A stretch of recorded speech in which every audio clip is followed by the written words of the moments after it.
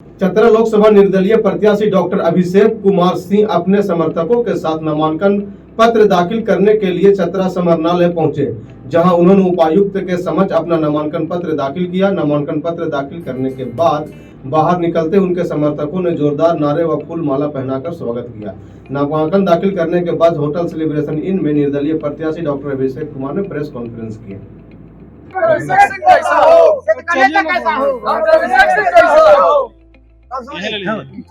इनकलाब जिंदाबाद जिंदाबाद जिंदाबाद इनकलाब जिंदाबाद जिंदाबाद जिंदाबाद इनकलाब जिंदाबाद जिंदाबाद जिंदाबाद सच का नेता कैसा हो, विशेष कैसा हो, सच का नेता कैसा हो, सच का नेता कैसा हो, डॉक्टर अभिषेक कुमार सिंह जिंदाबाद जिंदाबाद जिंदाबाद डॉक्टर अभिषेक कुमार सिंह जिंदाबाद। सोचे और झारखंडी के रूप में सोचे।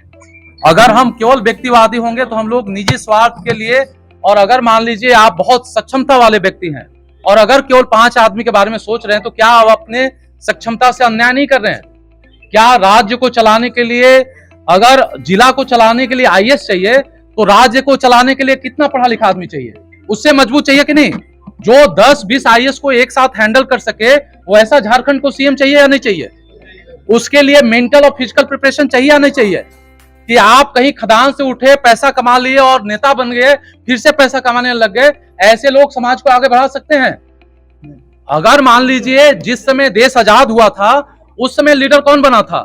चाहे जवाहरलाल नेहरू हो, चाहे सरदार वल्लभ भाई पटेल हो, चाहे सुभाष चंद्र बोस हो, चाहे और भी राजकुमारी अमृत कौर हो, जितने लोग थे, अगर वो बहुत मजबूत लोग और बहुत पढ़े लिखे नहीं होते तो क्या आपका भारतवर्ष कभी आजाद होता?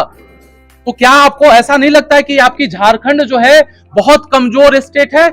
इतने सारे संसाधन होने के बावजूद भी अगर आपका स्टेट कमजोर है तो ये क्या समस्या नहीं है?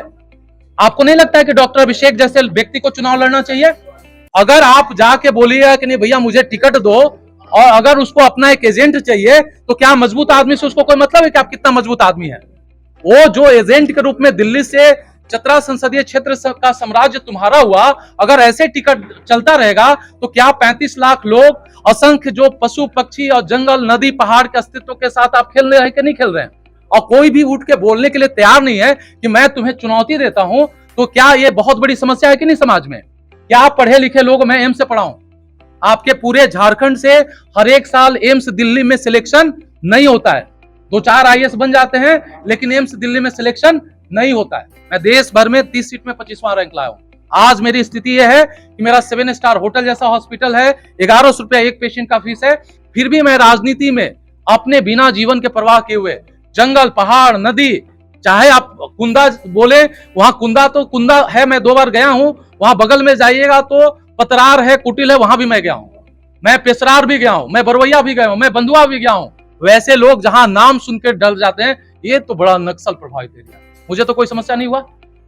मैंने 325 से ज्यादा मेगा हेल्थ कैंप करके, क्या सेंट्रल गवर्नमेंट और स्टेट गवर्नमेंट वहां के लोगों को जो शारीरिक और मानसिक कष्ट और उनके जो वैचारिक पतन है, क्या उसका उत्थान का कोई कार्य है? उनके पास कोई योजना है? और अगर मान लीजिए ऐसे व्यक्ति को नेता के रूप में जबरदस्ती उनके ऊपर थोपते रहेंगे जिसको लोगों के जीवन से कोई मतलब ही नहीं है, तो क्या ये हमारा समाज सोया हुआ नहीं है? क्या हमारा झारखंड सोया हुआ नहीं है? झारखंड की यह स्थिति है कि पूरे भारतवर्ष को ऐसा लगता है कि कोई यहां जाओ, यहां पे तुम आराम से सबको मैनेज कर सकते हो और यहां के संसाधन का दोहन कर सकते हो, और ऊपर से दिल्ली में टिकट उसी को मिलता है जो संसाधन का मैनेजमेंट बढ़िया कर सके। तो क्या ये जो पूरा लोकतंत्र बना है, झारखंड बना है इसलिए क्योंकि वहां संसाधन का दोहन हो? नेता चाहिए। हर व्यक्ति का जीवन का अलग अलग उद्देश्य होता है। कोई व्यक्ति अगर मान लीजिए उसका जीवन का उद्देश्य है कि मुझे पैसा कमाना है, उसी में किक मिलेगा उसको, और किसी को लगता है कि मुझे जमीन खरीदने में मजा आ रहा है तो उसी में किक मिलेगा। कोई चाहेगा कि मुझे बिल्डिंग बनाने में, उसी में किक मिलेगा। अगर जीवन बनाने में आपको किक मिलेगा तो वैसे व्यक्ति को अभी झारखंड की जरूरत है। और डॉक्टर अभिषेक एक आध्यात्मिक व्यक्ति हैं। आवाज में इतनी बुलंदी, सोच में इतना बड़ा जो उत्कृष्टता, और साथ ही साथ आपके बोलने में कंटेंट तभी होगा जब अपने ऊपर आप काम किए होंगे, और जब आप खुद मजबूत नहीं है दूसरे को मजबूत कर पाइएगा। आप पत्रकार हैं ना, आपका भी बच्चा है, स्कूल कैसा मिलता है आपको? गवर्नमेंट के स्कूल के बना के कुछ कर पाइएगा क्या? आप अगर बीमार पड़ते हैं गवर्नमेंट हॉस्पिटल में इलाज करा लीजिएगा। चतरा में आपके कुछ इलाज करने लायक कोई व्यवस्था है? तो आपको नहीं लगता है कि आपको बढ़िया नेता चाहिए? क्वेश्चन तो पूछना ही नहीं चाहिए, आपको तो स्वागत करना चाहिए कि डॉक्टर अभिषेक आपका स्वागत है, आप आए हैं, मैं दिल खोल कर आपका सहयोग करूंगा। क्वेश्चन तो उससे पूछना है कि भैया 10 साल टाइम खराब किया, 15वां साल क्यों खराब करना चाहते हो? वैसे व्यक्ति जो 5 किलोमीटर चल नहीं सकता है, 10 मिनट बोल नहीं सकता है, 5 आदमी को समझा नहीं सकता है, कैसे मैनेज हुआ, टिकट कैसे मिला और क्या करेगा सांसद बनके, ये तो पूछे कभी? क्या करेंगे? हम किसी का पेट पे खेले हैं, हम किसी का गर्दन पे चढ़े हैं, हम किसी का बाल नोचे हैं, हम किसी का भैया हैं, हम किसी का चाचा हैं, इसी के लिए आप सांसद बनते हैं क्या? इसी के लिए सांसद बना जाता है? तो ऐसे तो गोद में खुलने वाले बहुत लोग हैं और बहुत सारे लोग चतरा के समस्या का और बढ़ाने वाले हैं। हो सकता है कि यहाँ के दलाल के रूप में वो कार्य करें, हो सकता है कि आप ही के शोषण का वो एजेंट बन जाए सरकार का। जो दिल्ली में बैठा है वो आपसे प्रेम करता है क्या? प्रेम करता है? अगर प्रेम करता तो 10 साल में आपके जीवन बेहतर करता ना?